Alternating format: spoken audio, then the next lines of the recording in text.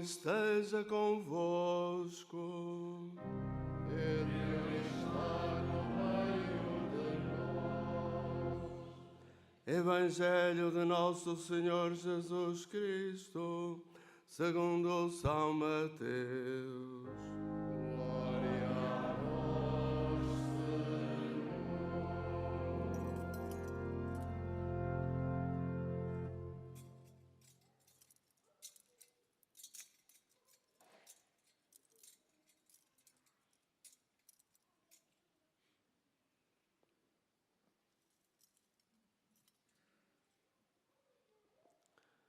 Naquele tempo, Jesus tomou consigo Pedro, Tiago e João, seu irmão, e levou-os em particular a um alto monte e transfigurou-se diante deles.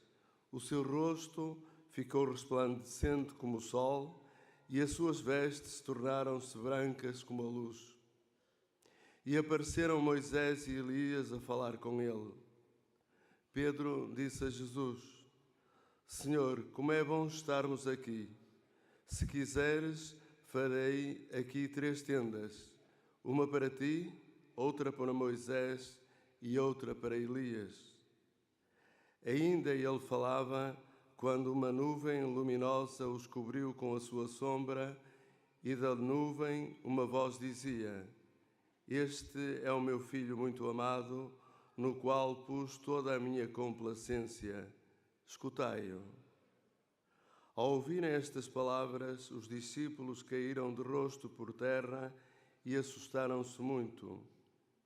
Então Jesus aproximou-se e, tocando-os, disse: Levantai-vos e não temais. Erguendo os olhos, eles não viram mais ninguém senão Jesus. Ao descerem do monte, Jesus deu-lhes esta ordem: Não conteis a ninguém esta visão, até o Filho do Homem ressuscitar dos mortos.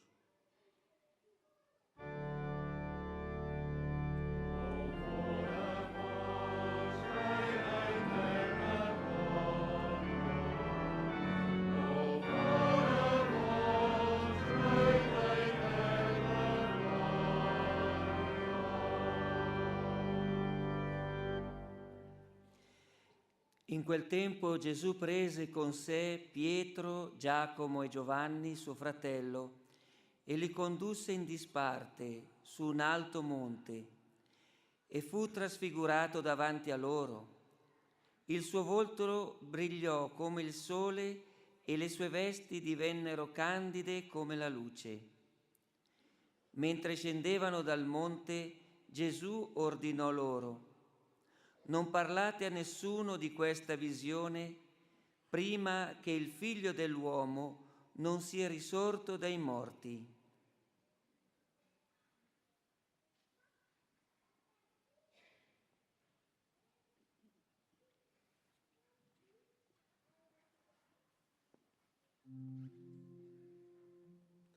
Palavra da salvação. Glória a vós, Senhor. Irmãos e irmãs, de pé, aclamamos ainda o Evangelho que escutamos. E com o livro dos Evangelhos somos abençoados.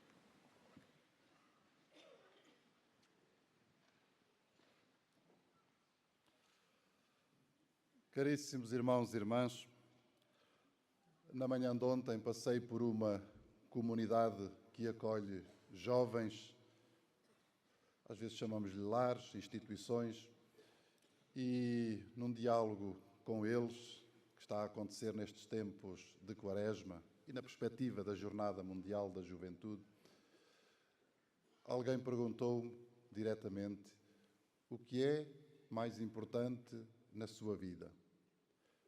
Fiquei perplexo. Não sei o que cada um responderia, mas não é uma pergunta de resposta fácil.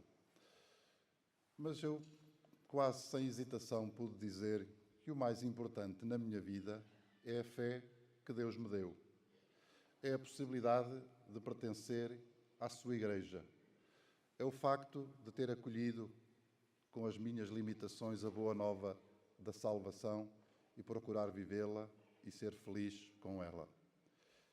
Penso que a vossa resposta seria mais ou menos a mesma, que não ficaríamos por aquilo que temos, nem pelas relações que fazem parte da nossa realidade, nem pelas esperanças, mas que a fé, efetivamente, que Deus nos deu, é o que mais conta, é o mais importante, ou então é o tudo da nossa vida. Mesmo que não sejamos capazes de a viver sempre com toda a profundidade, com toda a perfeição, com toda a santidade ou com todo o entusiasmo, mas sentimos, aquela expressão do Papa Bento XVI, o encontro, o que significou e o que significa o encontro com Cristo. Aquele encontro íntimo, que também tem uma dimensão exterior, comunitária, familiar, evidentemente, mas que é um encontro pessoal com aquele Cristo que nos ama, que nós compreendemos que nos ama, sabemos que nos ama, acreditamos que nos ama e que permanece sempre connosco. E não há nada que eu conheça, que nós conheçamos, que possa superar este encontro, esta força do amor de Deus por meio de Jesus Cristo, que conhecemos como uma graça. Talvez possamos dizer que este momento, este encontro, foi a nossa subida ao Monte Tabor, com o Senhor, como discípulos, como seguidores. Quem teve a graça de um dia subir, num momento que seja, ou então num percurso de vida, a este Monte Tabor, para conhecer e para experimentar esta realidade, fica indelevelmente marcado, mesmo que sobrevenham problemas e dificuldades e até pecados, aquela realidade que é uma pessoa continuará a marcar a nossa vida. Os apóstolos ficaram marcados. Logo a seguir se lhes anunciou que o Filho do Homem havia de sofrer muito, de ser condenado, etc., etc. O Evangelho da Paixão, que eles conheceram também, diretamente, em primeira pessoa. E até fracassaram, até foram infiéis, porque participavam da realidade mais comum a toda a humanidade. Mas aquele sentido do amor de Jesus Cristo não o perderam. Nem o discípulo amado, nem Pedro, que depois, por 3 vezes, pessoalmente e em nome de toda a comunidade dos apóstolos, de toda a comunidade cristã, declarou: certo, Senhor, tu sabes que eu te quero amar, que eu gosto de ti e que eu te amo, porque tinham subido ao Monte Tabor. Tinham visto o resplandecer da luz daquele Cristo que ainda havia de sofrer, de morrer e ressuscitar e que havia de ser anunciado por eles, de tal maneira que o seu anúncio chegou até nós. A nossa primeira leitura, tirada do livro do Gênesis, apresentava-nos aquela figura de Abraão e aquele pedido, por um lado tão estranho e por outro lado tão necessário. Abraão, parte da tua terra, deixa a tua família, vai aonde eu te indicar. Nós percebemos que é uma metáfora daquilo que é a totalidade da nossa vida enquanto pessoas e da nossa vida enquanto cristãos. Nós temos de estar sempre numa atitude de escuta, de acolhimento, de partida, de renovação. Ontem, na Assembleia do CPM, ali no Centro Pastoral Paulo VI, alguém disse que isto de permanecer sempre no mesmo nível de amor não existe. Ou se cresce, ou se diminui. E é bem verdade.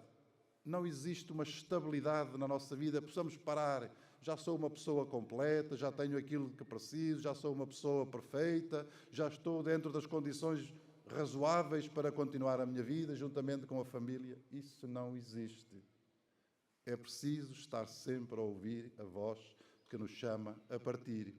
E muito menos existe no que diz respeito à fé cristã. Não se atinge ali um patamar, um nível no qual se possa ficar tranquilo. Há sempre questões, há sempre interrogações, há sempre a necessidade de um crescer, de um aprofundar, de ir mais longe na relação com Deus, com os outros, com a consciência, com o coração, com a nossa dimensão espiritual da vida, com a dimensão material e realista da nossa existência.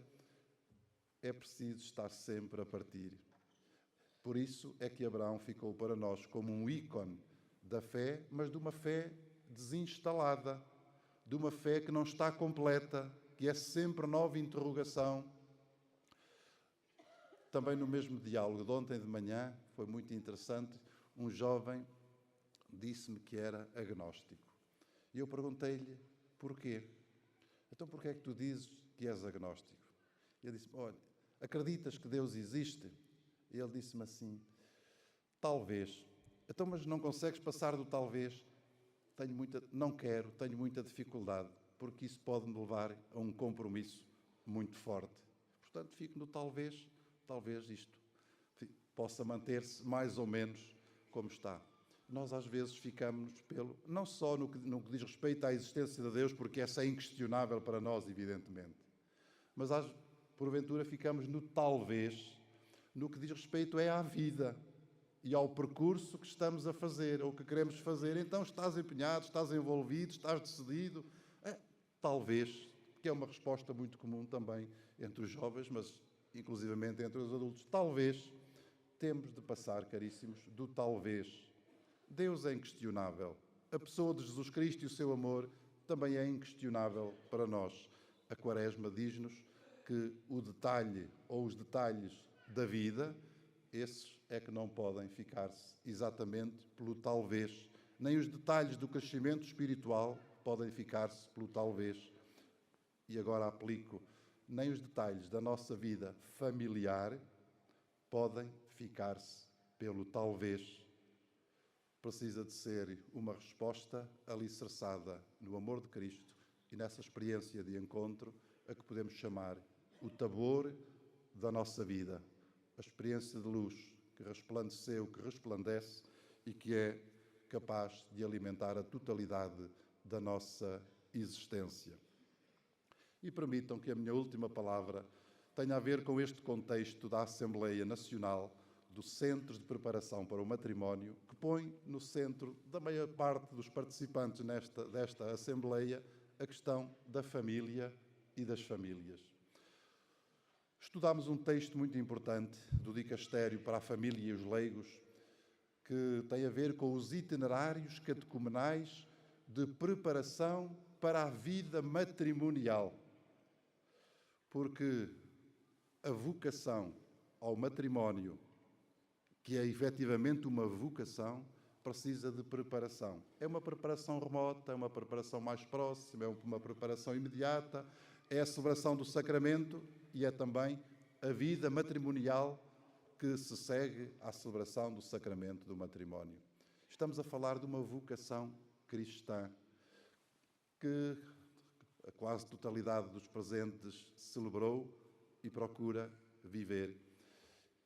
Nós sabemos que a vida da Igreja assenta fundamentalmente nas famílias, essas igrejas domésticas, e que a pastoral da Igreja tem de centrar-se também na família e nas famílias, e que todos os membros têm que ser integrados, as crianças, os adolescentes, os jovens, os adultos, os pais, os idosos, e que se não houver famílias cristãs, a Igreja de Cristo está comprometida na sua realidade e na sua ação e no modo como é sinal de salvação de Deus no meio do mundo.